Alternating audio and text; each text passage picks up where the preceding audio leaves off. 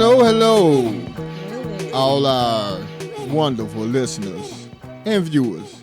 Not to leave the viewers out. I mean, who's more important in this equation? The listeners or the viewers? I think they're both. You're both equally important. Equally important. Thank you guys for all the listens. We're back with season 2, y'all. Yep. And we're taking it back to the 80s, the 1980s to be Pacific. Pacific. Yes. Gotcha. Like the ocean. Steph, Yes. did you enjoy the 1980s? As in a time period? Correct. I mean, I had just landed, so. For the most part. Born in the 80s, but I don't have a reference. You don't for have a 80s. reference for the. Okay. Yeah. Well, I What enjoyed about the you? 80s. Yeah, I enjoyed the 80s. You There was remember? kindergarten. Yeah, I had kindergarten. That was a great Okay. time. I broke my arm in kindergarten. So, I mean, You got some memories. yeah. Oh. I don't have So, I had a much. cast and people signed my cast. Okay. I had a couple of friends and stuff. So, yeah, 80s were pretty cool for me. I did not attend in the 80s. So naturally, we're talking about Back to the Future today. That has nothing to do with anything. But yeah, today's movie is Back to the Future 1985's. Yeah, 1985's Back to the Future. And it's one of my favorite movies. It's one of those that I always watch if it's on. I hadn't saw it prior to this. Well, I think you had watched it.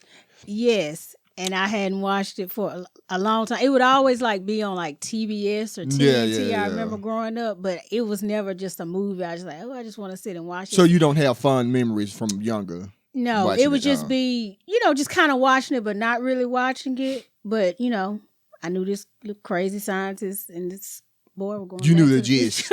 Yeah. Yeah. I I wasn't completely lost. I watched it a lot growing up. So I had a understanding. So I think I saw number 2 more so than number 1, just because that's the one I remember the most. Which I remember this, and you watched it, so it's kind of catalyst for us doing this for our 80s season. And if you hadn't, yes, season 2 will be all 80s movies. I hope you guys have watched and enjoyed the promo vid. But so this season will be all 80s movies.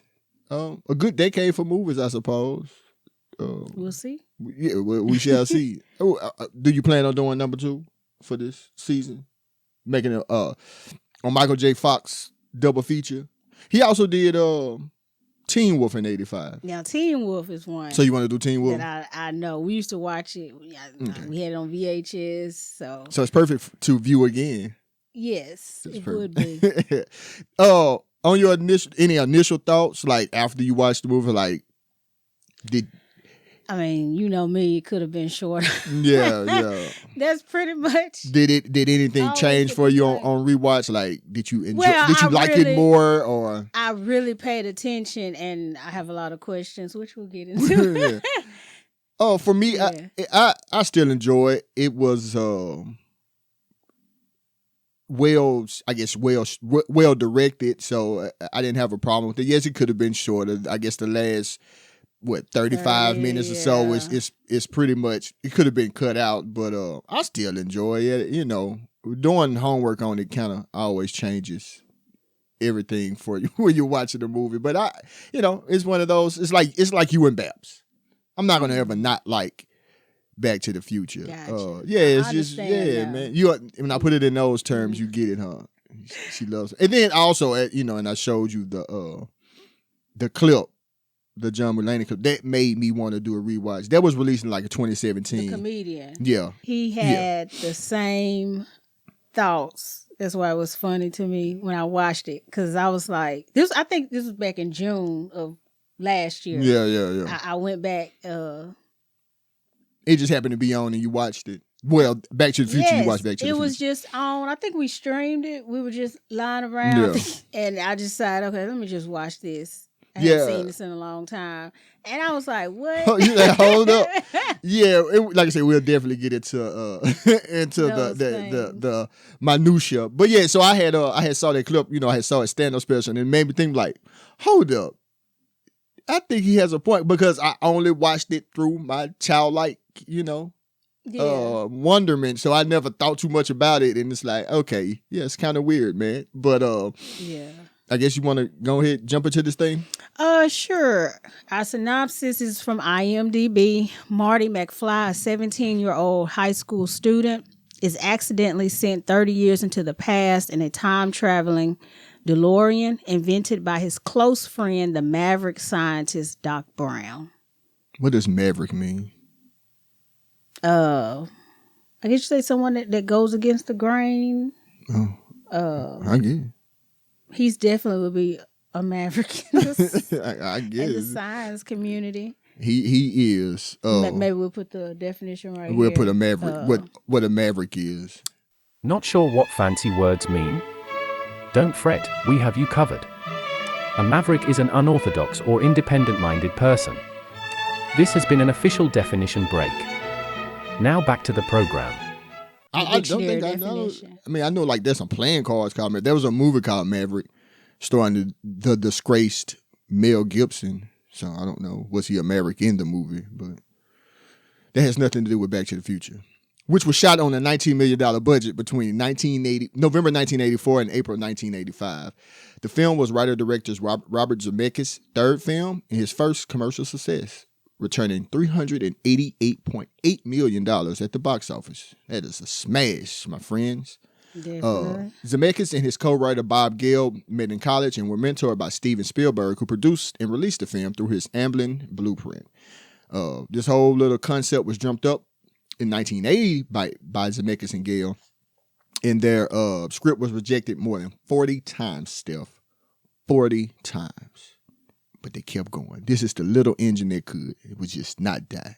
They did rewrites and resubmissions. They when they submitted it, most studios thought the film was not risque enough in line with a lot of 80s movies of this time, a lot of the frat boy humor movies. So this movie was too clean cut for them, but it was too risque for Disney Pictures, so it got rejected there too.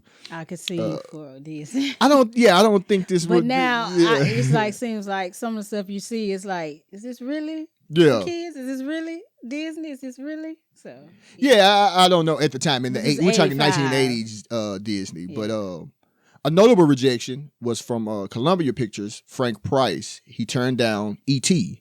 from Steven Spielberg. Frank Price did not notice a good thing in front of his face. Apparently, I mean, I can understand turning down Back to the Future. It's strange. Okay. But E.T., man, it seems like that on paper. Well, I don't know. On paper, does it sound like a smash? I don't know. I guess it's all subjective. This movie is a hard sell on paper. As we have pointed out, there are a number of weird things happening. To try to explain. That if you wrote this on paper, it'd be strange getting it. So I understand. But Frank Price turned E.T. down. But he ended up working for Universal, which is the parent company of Amblin, the Steven Spielberg company that released the film. So he couldn't get away from it. It had his tentacles in, and sorry, Frank Price, you are wrestled to submission by Marty McFly, who is played by the incomparable Michael J. Fox. I searched, and I do not know what the J stands for.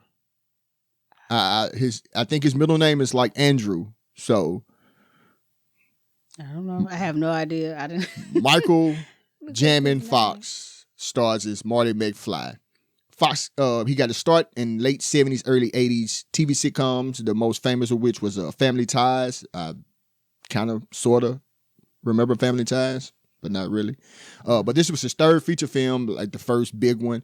Like I say, later that year, he also did Teen Wolf. In the same year. Yeah, it was 1985 as well. Yeah, he was on the road because after this, then he did, of course, the sequels to Back to the Future, like 88, 89 maybe. And then he did not Teen Wolf, Doc Hollywood, The Frighteners. He was the voice of Chance the dog in Homeward Bound. Was it Chance? What's the young dog? That's Chance. It sounds right. That's the black and white one? Yeah, he was the voice. Yeah. In both of those, so yeah, he was on a little. I have to go find that. I'm pretty sure it's Chance. Watch that. Oh yeah, that is one. When we go to our 90s season, that was the school movie. It was we'll talk about Homeward Bound and Homeward Bound 2 as well. That's when the cat was like, cats rule, dogs drool. I don't know. Anyway, Fox was diagnosed with Parkinson's disease in late 1991 and pretty much has become the face of the disease. He had a sitcom in the late 90s, what was it called? Spin City. And after that, I think he kind of retired from acting close to 2000. So he's pretty much just searching for a cure. So, I mean, doing good work there, I suppose. That's the only time we kind of see him pop out nowadays. Christopher Lloyd plays the eccentric Doc Brown, the maverick scientist Doc Brown, whatever maverick means once again. Lloyd began his film career in the mid-70s. I don't know any of those films, but Doc Brown is probably his most famous character, if not that, Uncle Fester in Addams Family. Another 90s movie that we will probably review in our 90s season 3. We'll just go ahead and say it now. Leah Thompson and Crispin Glover round out the cast, the main cast, pretty much as they played Marty's parents, Lorraine and George. Thompson, she has like 30 film credits. She had a TV series in the mid-90s called Caroline in the City. I don't know that. She was in Howard the Duck. I know that. I don't know if you know. Do you know Howard the Duck? It's one of my favorite films when I was a child. Have you ever seen Howard the Duck? I don't. He's a Marvel character. So there's that. Did you know that? These is facts, baby. These are facts. Crispin Glover, he has an extensive filmography as well. His other notable role that I know him from was the weird guy in Charlie's Angels. I'm not sure of his name, but he was like their nemesis, and that's all I know him from. Okay. Yeah. 1985, facts, gas, $1.20. A movie ticket, $3.55. That is $3.27 and $8 respectively in today's money. So, I mean, gas is still on par for a course. Microsoft 1.0 was released in 1985. Michael Jordan won the Rookie of the Year.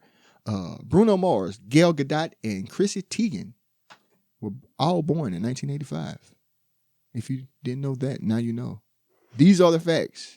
Let's talk about Back to the Future. All right, so let's get into it. So we're in the year 1985. As you said earlier. This feels good. This feels like the 80s, baby. It dives in, and we have Marty, who's in Doc Brown's house. We don't know or have any background information on their relationship, how, this teenager gets involved initially with Doc Brown, but you just let it be. I guess you just kind of let it ride, right? You really don't question it, We find out that Doc Brown has some plutonium in his home, and there's a news story running that, it's been missing, so he's gotten it some plutonium way. Is very radioactive. Yes. And it's just hanging out. So everybody has radiation poison. I guess it's in there. I don't know. Maybe hey, you know what? That'd be a cool twist. Like, what if they just they were sick from radiation poison? And this is like a fever dream. Maybe so. They didn't think about it. Nobody steal my idea. No. We find out that Marty loves rock and roll, which comes back up again, Not just rock and roll. He likes loud rock and roll. Loud rock and roll. He plays the guitar. He leaves Doc Brown's home, and he finally makes it to school. So I guess, he makes it to school late. He's approached by the principal. There's some history with the principal, apparently, and Marty's family. Marty makes a statement. He said, well, history is going to change. Uh-oh. We get a lot of hints in this movie. So, history is going to change. That was, I guess, a thing on rewatch. You notice all of those subtle things that are dropping in between that I obviously wouldn't have noticed on a cursory watch. Just, but when you do homework, when you love your listeners and viewers, and we get down to the brass tacks here on Let's View It Again, we pay attention, and we telling you all the secrets, the facts, the insides of how Back to the Future works. Carry on still. Yes. We are introduced to Mayor Goldie Wilson. I think he, for a long time, is the only black person that you see in the movie. Correct. At least we don't even, do we see him? He said something? He's on Is he on the bus at this point? Yeah, they have his face. they have re-election posters. Yeah, so he hadn't even up. talked yet, but I don't think, aside from the group at the end, we hear any black people talk. Correct. So. Hill Valley doesn't have black people. Hill Valley is a sundown town. Maybe so. You heard it here first. You get another hint. A group is sponsoring a Save the Clock fund on the first watch. What? You don't know. What do you mean by the clock? Significant, right? Well, we find out later. Somebody smells a MacGuffin a brewing. We also find out about Marty's family. His father is a pushover. I guess that's the best word to describe him. Milquetoast. All right. He writes a character named Biff. He writes Biff's work reports. So he does his job and somebody else's. You know, I think a lot of us can relate to that. Not necessarily being a pushover. You've never had someone expect you to do something that wasn't your job? I'm sure they have expected a lot. You just said no. I mean, it depends. Sometimes I'm just passive aggressive, and I won't say no, but they gonna know that you're not happy about correct. it. Okay, but enough to keep your job. Gotcha. So Biff is the boss, huh? I'm assuming.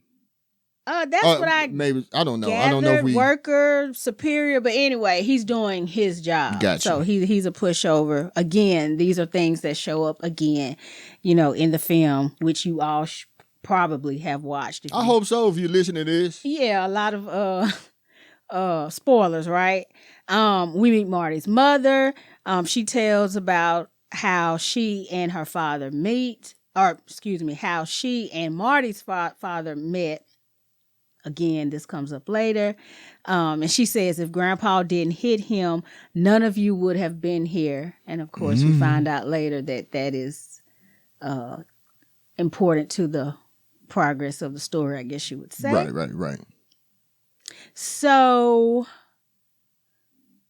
we find out that Dr. Brown has a time machine experiment, right? Doc Brown. And it's successful. We find out he has a car that runs on plutonium.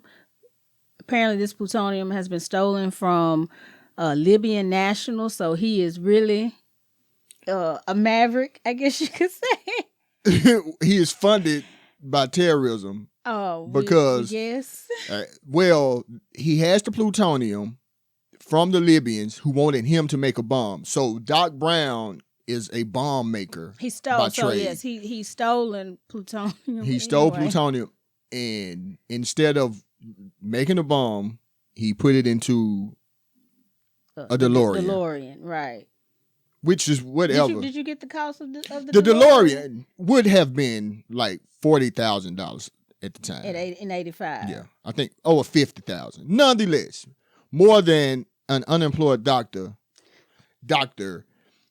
I did quotations for, these are air quotes for the listeners, doctor would have been making. So once again, Doc Brown's whole operation is funded by terrorism. This is what we can only believe, because he's never clocked in anywhere in the runtime of the movie. We don't know what he does. He has besides make a DeLorean, the 1985 version of a Tesla. I learned a lot. I know I'm off the rails as per usual. I learned a lot about the whole DeLorean thing. That guy had an interesting life. The guy who invented, he worked for like GM. The DeLorean? The DeLorean inventor. I'm not sure of his name. Robert P. DeLorean. I'm making it up. Okay. He worked for GM. He quit and just like started his own company. He defunded the British government from like millions of dollars because he moved the DeLorean plant like somewhere in Germany, Ireland, somewhere over there. I don't know. One of those countries. Nonetheless, but he was going to have a factory and make a bunch of jobs. Mm-hmm. Nonetheless, that didn't happen. He ended up, I think, made like 200 cars total, which is why they would be. Yeah, because it was a failed experiment. But fast forward, past all that, he married like a supermodel. He had a child when he was like 73. He got caught trying to smuggle cocaine. All of these things happened in this guy's life. And people wouldn't have known, basically, since the DeLorean was a failed project for all intents and purposes, wouldn't have known about it if it was not for Back to the Future. Because like people, there was no reason, like I guess they looked cool or whatever, but they were horrible as cars. Like they had horrible gas mileage. They were faulty, like the Teslas. And I'm sorry if Elon Musk is listening to this.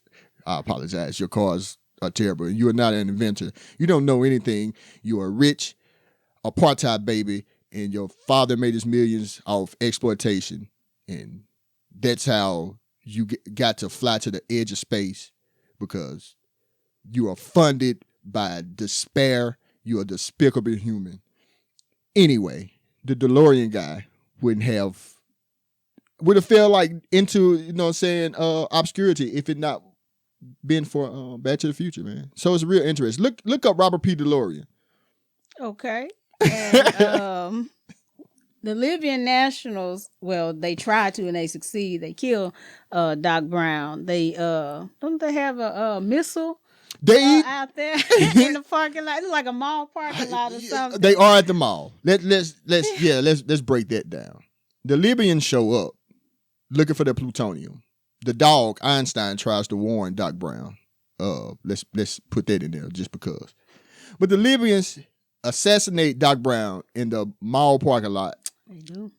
This is happening within the first 15 minutes. Yeah, it goes very quickly. Like he's at school and then Marty drives into the past. They get in there quickly. They do. That's why they got going so quick. You would think this movie would have been over in 90 minutes, but they tarry at the end. So, but they pull out a rocket launcher to murder a high school boy because they could have let him go. He doesn't know who they are. He didn't have the plutonium. He does not have the plutonium on his person. They see him, they shoot at him, the gun jams, and he said, well, I got something for that. I'm glad I brought this rocket launcher. They brought a rocket launcher to kill an old man. But he is a bomb maker, so I guess you got to stay strapped. Nonetheless, keep that thing going. Yes. Did you have more? I mean, at this point. Oh, no. I mean, that's pretty much the first act. We see Marty get to the past. Yeah, he gets in a DeLorean, and at the prior to Doc being assassinated, he had just typed in a bunch of different dates to show Marty, like, hey, you could go anywhere, man. Yeah. Just take a look. It's in the book. And then he leaves the November 5th, 1955 in the computer. So Marty inadvertently ends up in 1955 because he just... Oh, I guess we're... If you hadn't seen the movie, you have to get up to 88 miles per hour to go back in the future. I don't know the science behind it. But Marty gets up to 80. Well, he's going to go 90. He mentions that I'm going to go 90 to outrun the Libyans. And boy, when he gets to 88, what happens? Tell him, Steph. He goes back. He goes back to 1955. Once again, was just left inadvertently in the computer. Yes. So 30 years. 30 years. Yeah. 30 years, Steph. 1955 seemed so far away as a child, as a youth. But we are that far removed from 1992 at this point. A 30-year span. Or 1993. Technically, yeah. So 30 years is not. I saw somebody say, you know, when they hear 30 years, they think of the 70s. Yes, I still. If somebody says 30 years ago, I'm thinking of the 70s. So yeah, man, time is not real, man. But especially these last 3 years. Right. But Marty ends up in 1955, and he realizes, I don't have any plutonium. How am I going to get Back to the Future? Thank you. So he kind of just wanders around. He's in Hill Valley, 1955 Hill Valley. It's, you know, typical 50s fare, you know, soda shops and American some doo-wop. Don't get me started. We've already spent a lot of time. He just wanders around, ends up at a diner. He tries to find Doc by calling him. He's at a soda shop. They, you know, people are remarking on his life preserver, which he has a vest on. So, you know, it's whimsical. It's like, oh, that guy's from the future. Nonetheless, he sits at the diner. His dad is at the diner, and he's getting bullied by Biff. So they draw it. He was like, oh, he He's always been He's bullied by always them, been. even in 1955. For shame. But anyway, his dad leaves the downer because he has to go spy on Lorraine. And I'm not making that up. That is why he leaves, because he needs to go be a peeping Tom. Like a weirdo. But as he's there, his dad, George, falls from the tree that he's peeking into Lorraine's window. He falls from the tree, and he's about to get hit by the car, which needs to happen if you didn't hear that. But Marty pushes his dad out of the way just on instinct, and he gets hit by the car. Yes. And this is when we take a turn towards the creepy. Because Marty awakens. He takes a bump on the head. He gets knocked out. He's awakened. He wakes up in the bed. He hears his mom's voice. He's like, oh, man, I must have been dreaming that I was in 1955 and Doc got assassinated. Right. No, you're not dreaming, Marty. You are in 1955 and your mom's there. And the first thing Marty says is, Mom, you're so hot. He didn't finish the statement, but he said, ha, ha, ha, ha, ha. Like, he was like the Animaniacs. Hello, nurse. Ah, cha, cha, cha. He did one of those. You got to put that in there. But anyway, he starts getting weird. He's crazy. He's not believing that his mom can be hot. His mom is not believing that this hot boy is in her room. Mind you, she's taking his pants off. He took a bump to the head and she took his pants off. And she's calling him Calvin Klein because he has Calvin Klein underwear on. Nobody needed that. Nobody needed any of this. So they go downstairs for dinner. We see all of Marty's aunts and uncles as children. They're watching Jackie Gleason or some old television program. Not sure. That's neither here nor there. But his mom can't keep her paws off of Marty. She can't keep her paws off his drawers. And he can't take it, and he escapes. He tracks down Doc because he gets the address, tracks down Doc, and he finally convinces Doc that, hey, I'm from the future. I know about the flux capacitor. And Doc is like, what? Is that a good Doc impression? We're gonna say yes. But he tells Doc that he's trying to get back to the future, yes, but I don't have any plutonium. And he says it would take 1.21 gigawatts. This sucker's electrical, but I need a nuclear reaction to generate the 1.21 gigawatts of electricity. 1.21 gigawatts! 1.21 gigawatts! Great Scott!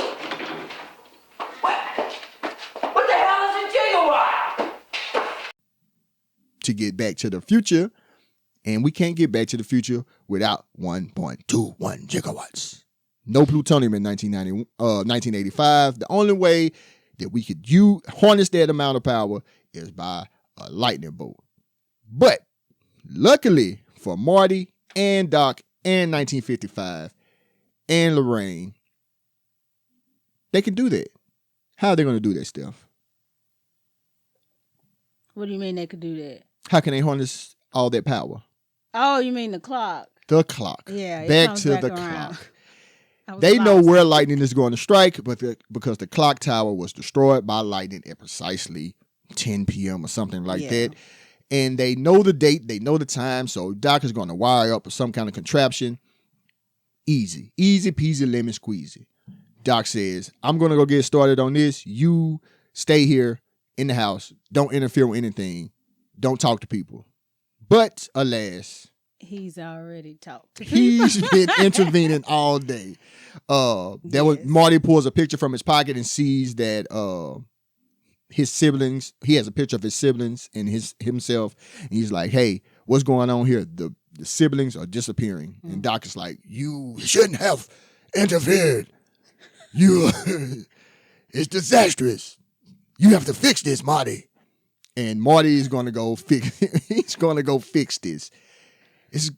But he's going to make everything worse, obviously, because he wouldn't have a movie without it. So, he has to get his parents back together because Lorraine has to hide for him at this point. His dad didn't get hit by the car, so he has to push them back together. Yes. Yeah. Yeah. This is the side mission for Marty. He has to get them together. This is his first side mission. Did you notice these things as a child? I did not. But I do, and I will say that, with Steven Spielberg's help and I guess Zemeckis and all those guys, it is a good I said that I guess it's directed well that everything flows. You know, they have these plots and subplots. It I mean, like I say, minus the last 30 minutes, it's pretty cool, you know. He goes to do one thing. It's like a video game. He has his main thing, but he can't do that right now because he hadn't leveled up yet. Okay. And Doc is going to go work on that. He'll be back soon. But while I'm doing this thing, you go do this other side mission. And he's going to go do a side mission of putting his parents together. But he goes to introduce his dad to his mom, or George to Lorraine, because they're not his dad and mom at the time. But that doesn't work because just the mere sight of Marty drives his mom crazy. She just can't stand herself. Yeah, every time she sees Marty, she goes crazy. Yes. But like a teenager. Like a teenager would do. But nonetheless, simply introducing them doesn't work. So the next plan is Marty is going to feed George some lines. The old trope of, hey, buddy, I'm going to give you some game. This is what you use. I'm going to use a 1985 game. You know what I'm saying? It's 30 years in the making. Yeah. So that doesn't work because as George is trying to, you know what I'm saying, run his game on Lorraine, Biff comes yet again. And Marty stands up to Biff, you know, and that just drives Lorraine even more crazy. Whatever he does, man, nothing can stop it. It is fate. So Marty, he gets out of there. He invents the skateboard. Whoa, kid, stop. I'll get it back to you, all right?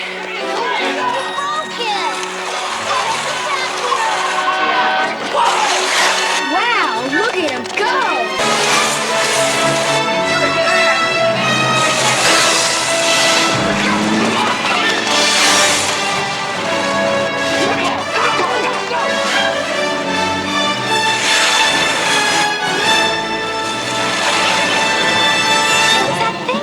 It's a board with wheels. He's an absolute dream.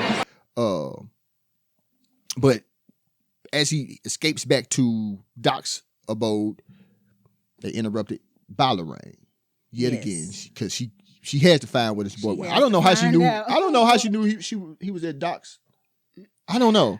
I have to do a rewatch and see, but yeah, I don't know. But he gets to Doc's house. Doc finds a way. She does. Love will find a way. As he gets back to Doc is there. Hey, I have a plan. I got it all worked out. This is what we're gonna do. Drive, hit this. It doesn't make sense. It doesn't have to.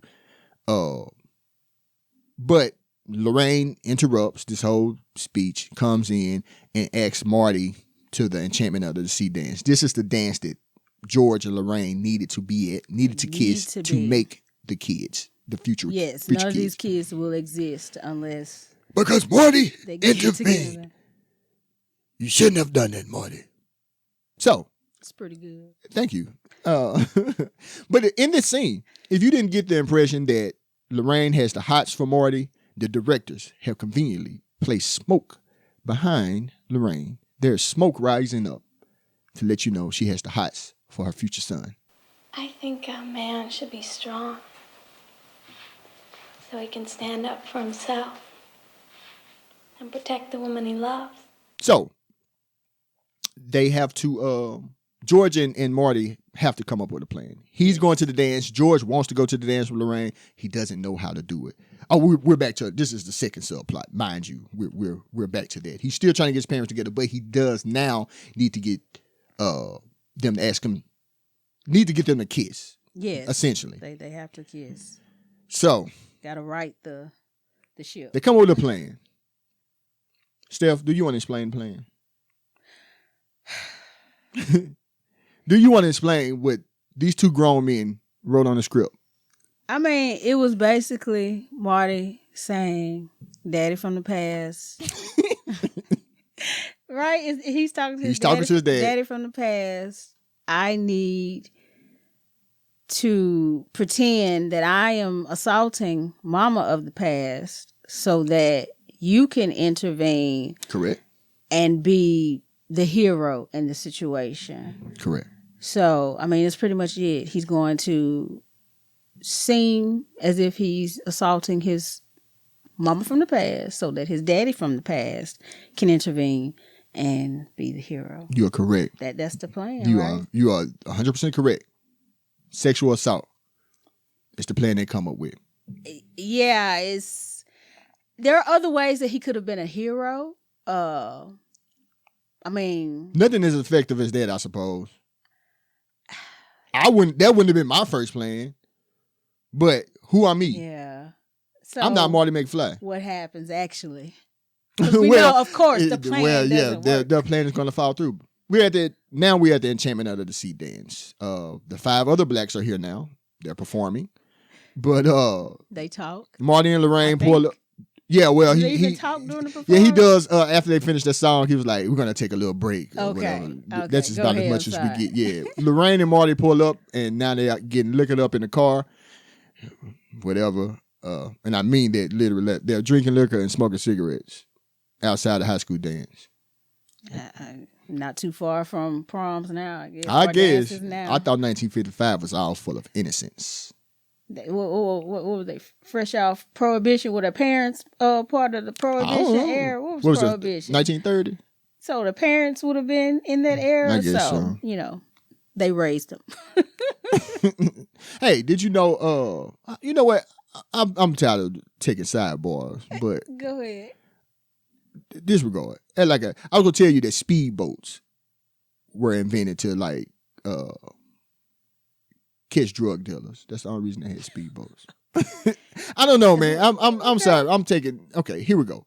So Marty and Lorraine are getting look it up, and now, he's starting to regret this assault plan. Yes. He's but nonetheless, Lorraine, all full of liquor and cigarettes, goes in for the kill. She kisses her son in the mouth. Weird enough for everybody involved, Steph. It was weird for me. I'm sure it was weird for you. Yes, I was like, what's going on? And all the viewers. But to kick it up a notch, she says, that was like kissing my brother. So the sexual assault didn't happen yet. It was about to. That's one thing that was going to happen.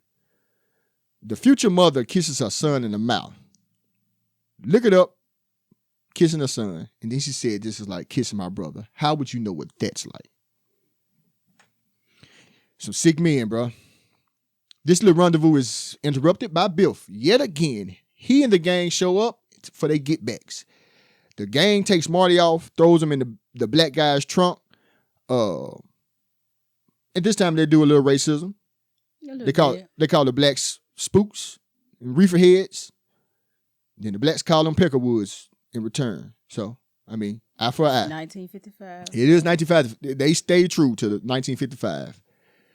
Well, I'm not even just going to keep going. Okay.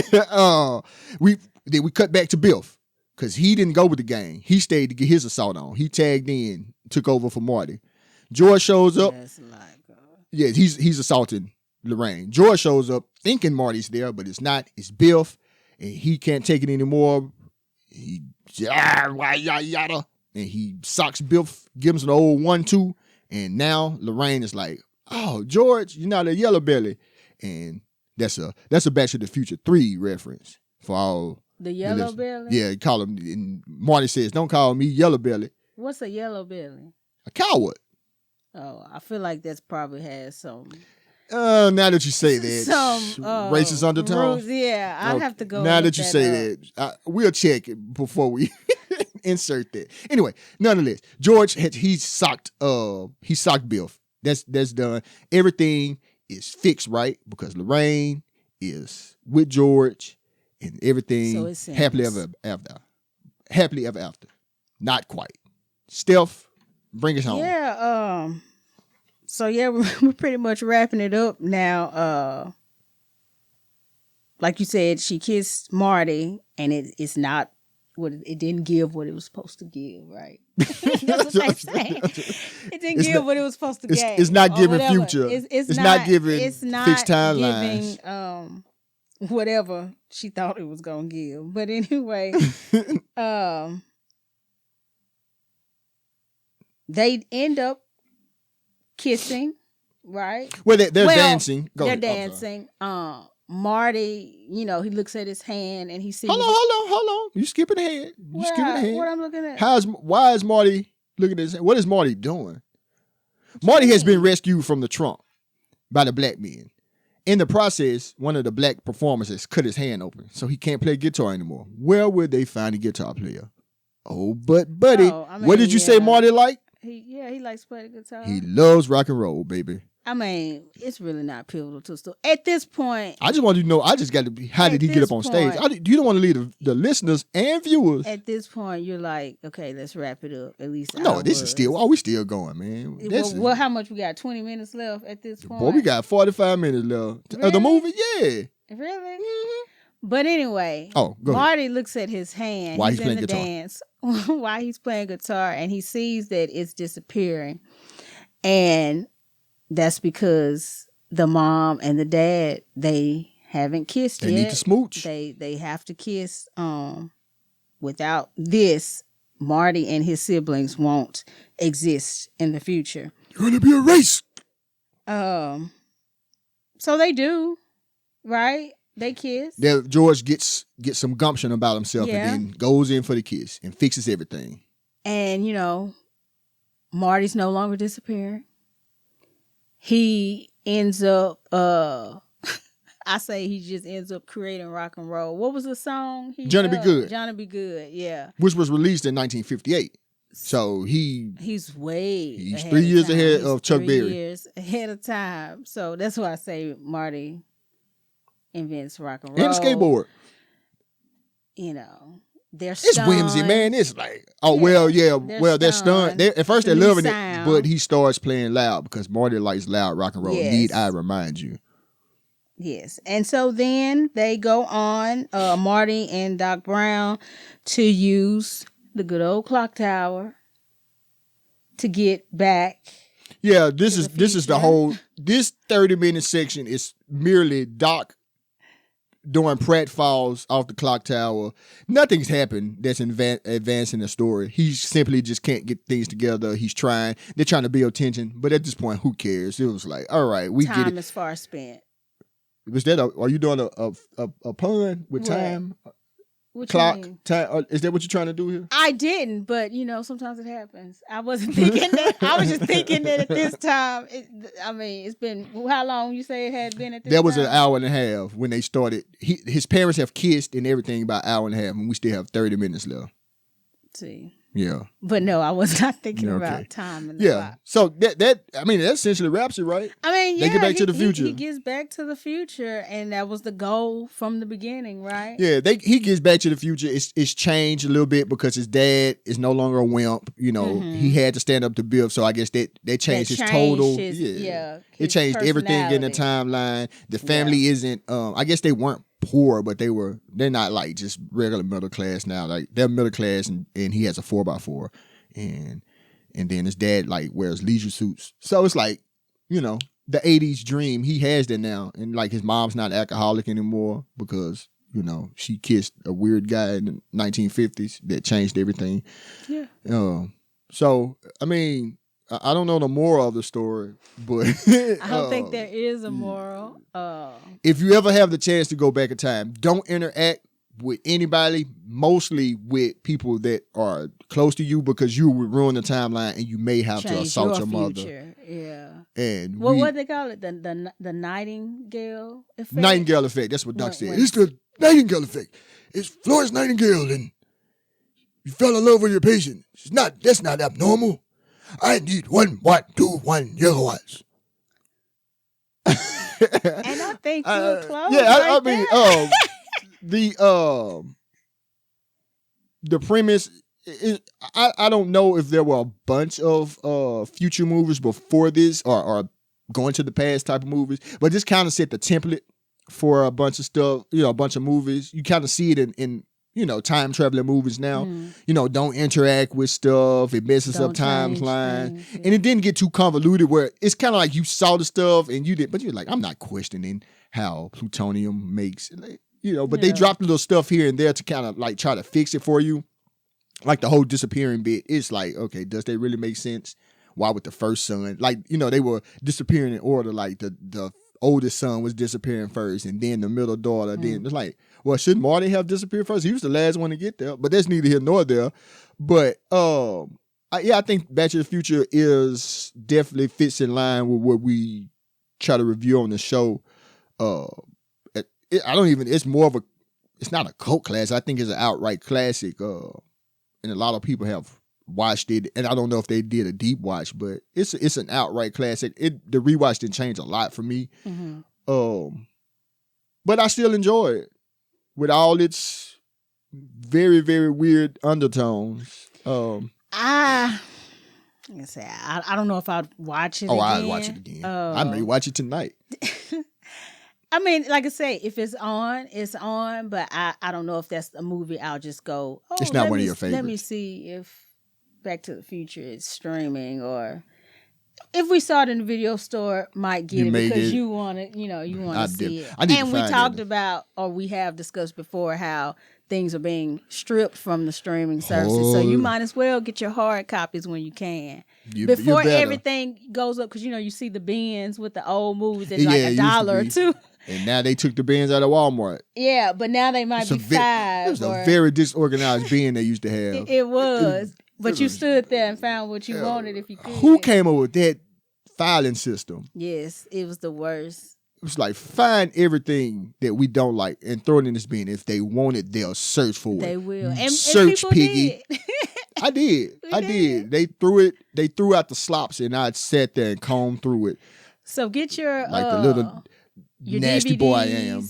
Your Blu-rays if you can, because you just never know when something's gonna be taken off a streaming platform. They're going to charge you for it. That's why I said they'll bring everything out of a vault and then they'll charge $30 for the. You know how it goes. Whatever. I won't be. I'm getting my DVD copy of Back to the Future now. and Back to the Future too. But yeah, that was it. That was Back to the Future, 1995's Back to the Future. Look up Robert P. DeLorean. That is not his real name, but look it up anyway. Interesting story. Don't assault people.